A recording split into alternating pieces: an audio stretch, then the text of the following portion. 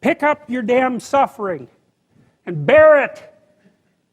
And try to be a good person so you don't make it worse. Well, that's a truth. You know, I read a lot about the terrible things that people have done to each other. You just cannot even imagine it. It's so awful. So you don't want to be someone like that. Now, do you have a reason to be? Yes. You have lots of reasons to be. God, there's reasons to be resentful about your existence. Everyone you know is going to die. You know, you too. And there's going to be a fair bit of pain along the way. And lots of it's going to be unfair. It's like, yeah, no wonder you're resentful. It's like, act it out and see what happens. You make everything you're complaining about infinitely worse. There's this idea that hell is a bottomless pit, and that's because no matter how bad it is, some stupid son of a bitch like you could figure out a way to make it a lot worse. So you think, well, what do you do about that? Well, you accept it. That's what life is like. It's suffering. That's what the religious people have always said. Life is suffering. Yes. Well, who wants to admit that? Well, just think about it. Well, so what do you do in the face of that suffering? Try to reduce it.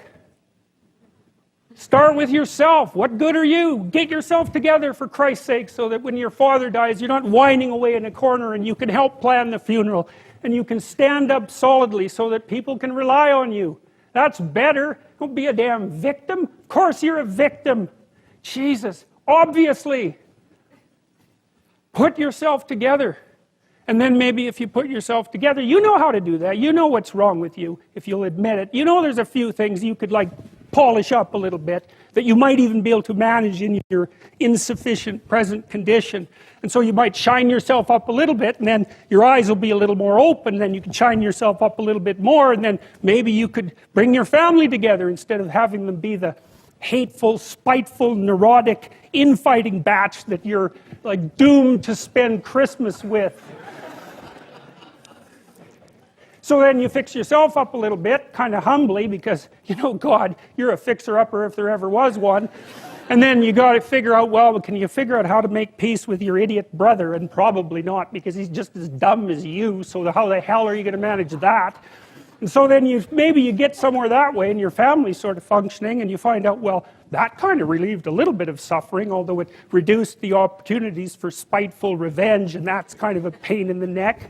And so then you get your family together a little bit, and you're a little clued in then, at least a bit, because you've done something difficult that's actually difficult. You're a little wiser, and so then maybe you could put a tentative finger out beyond the family and try to change some little thing without wrecking it. It's like, our society is complex, and we teach our students that they could just fix it. It's like, go fix a military helicopter and see how far you get with that. It's like, what are you going to do? You're like a chimp with a wrench. Whack! Oh, look, it's better. It's like, no, it's not better. Things are complicated, and to fix things is really hard. And you have to be like a golden tool to fix things, and you're not. So, and that's the other message of the West. It's like, how do you overcome the suffering of life? And I'm not saying it's only the message of the West. How do you overcome the suffering of life? Is be a better person.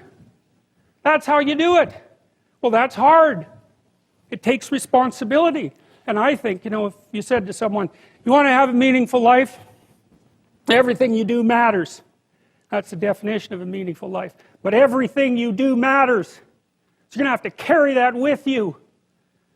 Or do you want to just forget about the whole meaning thing, and then you don't have any responsibility because who the hell cares, and you can wander through life doing whatever you want, gratifying impulsive desires for how useful that's going to be, and you're stuck in meaninglessness, but you don't have any responsibility. Which one do you want? Well, ask yourself, which one are you pursuing? And you'll find very rapidly that it isn't the majority of your soul that's pursuing the whole meaning thing, because, well, look what you have to do that. You have to take on the fact that life is suffering. You have to put yourself together in the face of that. Well, that's hard.